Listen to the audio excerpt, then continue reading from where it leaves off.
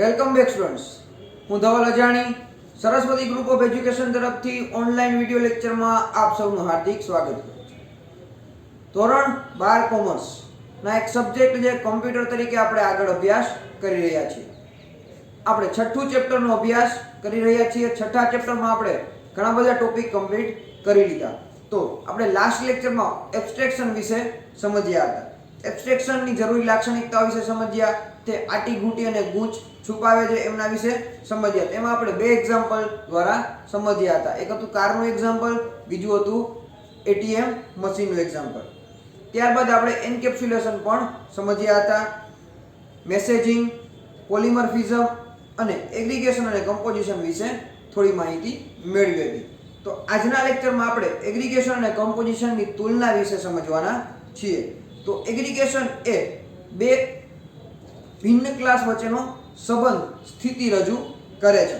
Aggregation કોઈ class કે જે ઓનર ક્લાસનો એક ભાગ છે અને તે સ્વતંત્ર અસ્તિત્વ ધરાવે છે.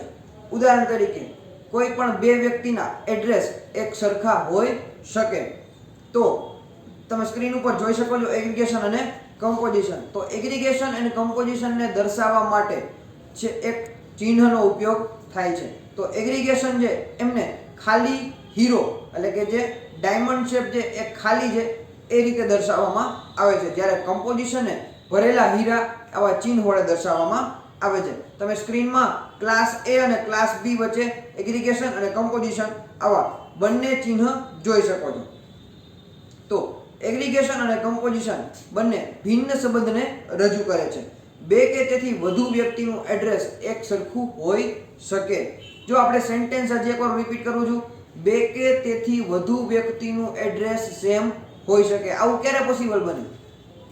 યસ, ફેમિલી મેમ્બર્સમાં. ફેમિલી મેમ્બર્સમાં આપણે જે ફેમિલીમાં રહેતા હોય ત્યાં આપણા ઘરમાં જેટલા લોકો રહેતા હોય, મધર, ફાધર, બ્રધર, સિસ્ટર કે ગ્રાન્ડ પેરેન્ટ્સ, તો એમ બધાનું એડ્રેસ તો એક જ રહેવાનું છે. નામ બધાના અલગ અલગ રહેશે પણ એડ્રેસ તો બધાનું સેમ જ છે. તો એગ્રીગેશનને ખાલી હીરા તરીકે દર્શાવવામાં આવે છે અને કમ્પોઝિશન છે એમને ભરેલા હીરા તરીકે દર્શાવવામાં આવે છે. ચાલો, તો તમે સ્ક્રીનમાં એક એક્ઝામ્પલ જોઈ શકો છો. આપણે જે એડ્રેસ માટેનું જે એક્ઝામ્પલ લીધું એનું તમે સ્ક્રીનમાં એક્ઝામ્પલ જોઈ શકો છો. અહીં તમને ઉપરની સાઈડ N1 નેમ આપેલું છે. એની અંદર ફર્સ્ટ નેમ, મિડલ નેમ અને લાસ્ટ નેમ આપેલું છે. એક્ઝામ્પલમાં તમે જો ફર્સ્ટ નેમ છે એ શ્યામ છે, મિડલ નેમ છે મોહન અને લાસ્ટ નેમ યાદવ. શ્યામ મોહન યાદવ નામનો વ્યક્તિ છે અને એ P1 એટલે કે પર્સન નામના ક્લાસ સાથે જોડાયેલો છે. હવે શ્યામ મોહન યાદવ છે એમનું એડ્રેસ છે A5 આશીષ MG રોડ, વડોદરા, ગુજરાત. હવે તેમના જ ઘરમાં રહેતા મીરા મોહન યાદવ, તેમનું પણ એડ્રેસ તો સેમ જ રહેવાનું છે પણ તેમનું નામ અલગ છે.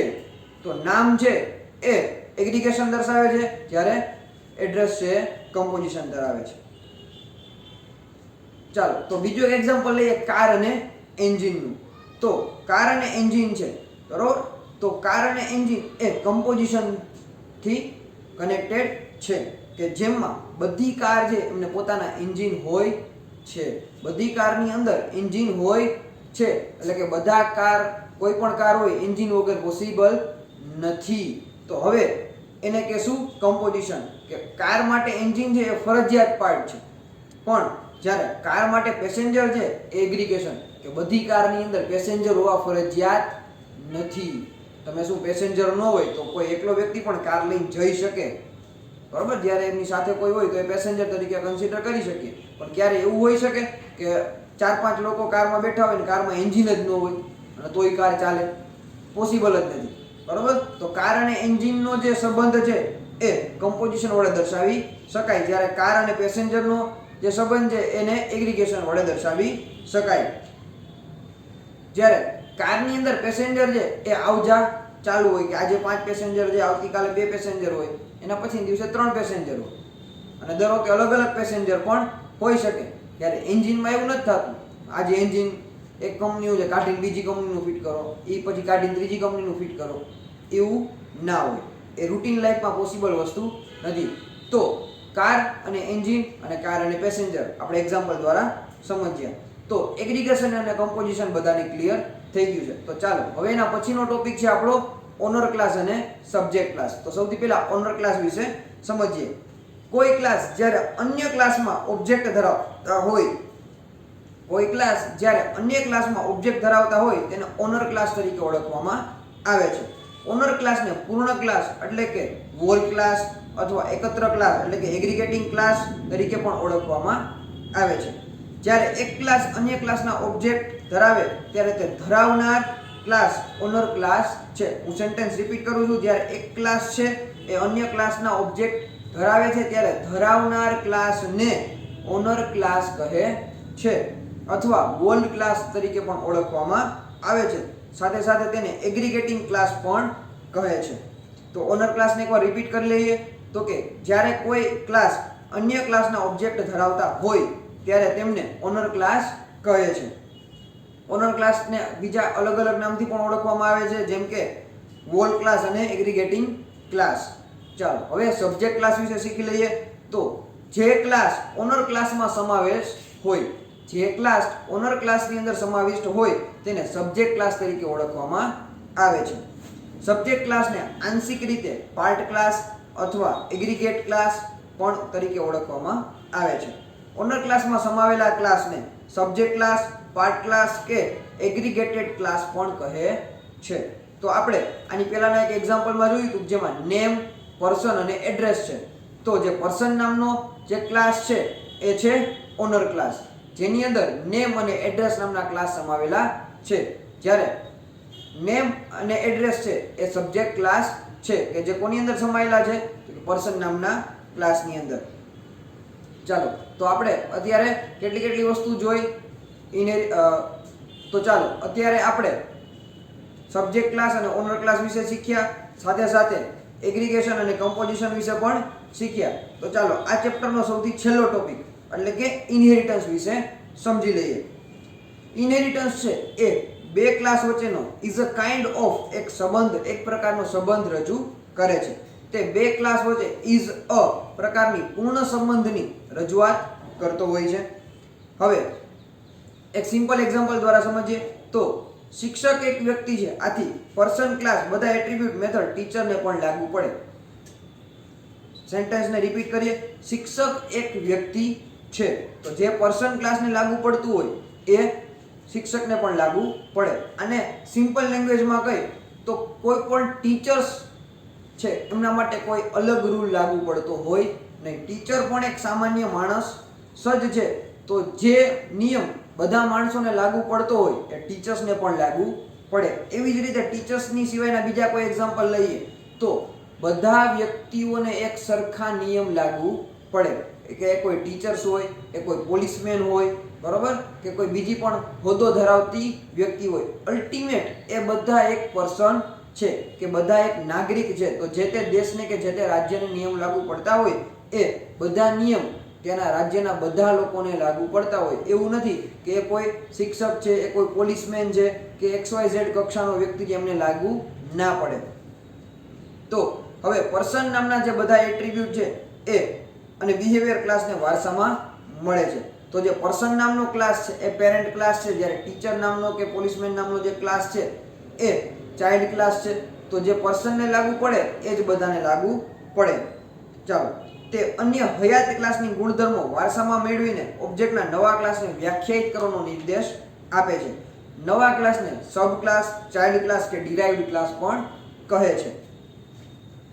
હયાત ક્લાસને સુપર ક્લાસ, પેરેન્ટ ક્લાસ કે બેઝ ક્લાસ પણ કહેવામાં આવે છે. ઇનહેરિટન્સનું બીજું નામ સર્વસામાન્ય નિયમ છે. અને ઇનહેરિટન્સને નીચેની બાબતો એટલે કે હમણાં તમને બે ત્રણ બાબતો કહું છું એ લાગુ પડે છે. તમે પીપીટીમાં જોઈ શકો છો કે ક્લાસની ક્રિયાત્મકમાં ભેગી કરવી અને પુનઃ ઉપયોગ કરવો આ બંને એમને વારસામાં મળે છે. સુપર ક્લાસ એ સબ ક્લાસ વચ્ચેનો એક સંબંધ દર્શાવે છે. ચાલો હવે એક એક્ઝામ્પલ દ્વારા તમને સમજાવું તો ઇનહેરિટન્સના મુખ્ય બે પ્રકાર છે. એક સિંગલ ઇનહેરિટન્સ અને બીજું છે મલ્ટિપલ ઇનહેરિટન્સ. તમે સ્ક્રીનમાં જોઈ શકો છો કે તમને બે ચિત્ર દેખાય છે. તો સૌથી પહેલા આપણે જે ક્લાસ એ અને ક્લાસ બી છે સિંગલ લેવલ ઇનહેરિટન્સ છે એ સમજીએ. તો સિંગલ લેવલ ઇનહેરિટન્સ એટલે શું? તો કે 1-to-1 કમ્યુનિકેશન, કે જે એક વ્યક્તિ છે એ એક જ વ્યક્તિ સાથે જોડાયેલ છે. એક્ઝામ્પલ લઈએ તો ટીચર અને સ્ટુડન્ટ પણ પર્સનલ ટ્યુશન માટે જોડાયેલા હોય એવા. તો કોઈ એક વ્યક્તિ છે કોઈ ટીચર પાસે પર્સનલ ટ્યુશન લેતો હોય. પર્સનલ ટ્યુશન કોને કહેવાય કે 1-to-1 કમ્યુનિકેશન. ટીચર એક જ હોય, સ્ટુડન્ટ એક જ હોય. પર્સનલ ટ્યુશન ડાયરેક્ટ અટેચ હોય કે જે ટીચર દ્વારા જે કંઈ સેન્ટેન્સ આપવામાં આવે એ માત્ર ને માત્ર એક જ વિદ્યાર્થીને લાગુ પડે. 1-to-1 કમ્યુનિકેશન હોય. તો ટીચર છે એ પેરેન્ટ ક્લાસ તરીકે વપરાય છે અને સ્ટુડન્ટ છે એ ચાઇલ્ડ ક્લાસ તરીકે યુઝ થશે. કે ટીચરની જેટલી ઇન્સ્ટ્રક્શન છે એ માત્ર ને માત્ર કોને લાગુ પડશે તો કે પર્ટિક્યુલર એક જ સ્ટુડન્ટને લાગુ પડશે. તો આ હતું single level inheritance. Single level ઇનહેરિટન્સમાં માત્ર ને માત્ર એક જ સંબંધ દ્વારા જોડાયેલા હોય. ચાલો તો આના પછીનો પાર્ટ છે multi level inheritance. Multi level inheritance. તો મલ્ટી લેવલ ઇનહેરિટન્સમાં કે જાજા બધા વ્યક્તિઓ એક વ્યક્તિ સાથે કનેક્ટેડ હોય. હવે આ વાત કરીએ છીએ આપણે સ્કૂલના ક્લાસની. સ્કૂલની અંદર જે સ્ટુડન્ટની સંખ્યા વધારે હોય જ્યારે પર્ટિક્યુલર એક ક્લાસમાં એક જ ટીચર હોય તો જાજા બધા સ્ટુડન્ટ છે એ પર્ટિક્યુલર એક ટીચર સાથે કનેક્ટેડ હોય કે એ ટીચરને બધા સ્ટુડન્ટની ક્વેરી સાંભળવાની હોય. તો આને કહેવાય મલ્ટી લેવલ ઇનહેરિટન્સ. કે એ ટીચર પાસે અલગ અલગ ડેટા આવશે, બધા સ્ટુડન્ટમાંથી અલગ અલગ માહિતી આવશે. તો એને કહેવાય મલ્ટી લેવલ ઇનહેરિટન્સ. તો single level inheritance, multi level inheritance બધાને ક્લિયર થઈ ગયું હશે. તો અહીંયા આપણું આ ચેપ્ટર પૂરું થાય છે. તો એકવાર આજે આપણે જેટલું કર્યું એનું એકવાર ફાસ્ટ રિવિઝન આપી દઈએ. તો કે એગ્રીગેશન અને કમ્પોઝિશન વિશે આપણે શીખ્યા. ત્યારબાદ ઓનર ક્લાસ અને સબ્જેક્ટ ક્લાસ વિશે પણ આપણે શીખ્યા. ત્યારબાદ આપણે હતું ઇનહેરિટન્સ. ઇનહેરિટન્સ છે ઇઝ અ કાઇન્ડ ઓફ સંબંધ ધરાવે છે. તેમાં ઇનહેરિટન્સમાં બે પ્રકારના ઇનહેરિટન્સ છે, સિંગલ લેવલ ઇનહેરિટન્સ અને મલ્ટી લેવલ ઇનહેરિટન્સ. આશા રાખું છું કે અત્યાર સુધીના જેટલા છઠ્ઠા ચેપ્ટરના વિડીયો છે બધાએ કમ્પ્લીટલી જોયા હોય અને જે લોકોને હજી પણ કોઈ ક્વેરી રહી જતી હોય ચેપ્ટરમાં તો એકવાર વિડીયોને રિપીટ કરીને જોઈ લેજો. આવી જ રીતે આગળના ચેપ્ટરના પણ વિડીયો આપણે મૂકતા રહેશું. Thank you.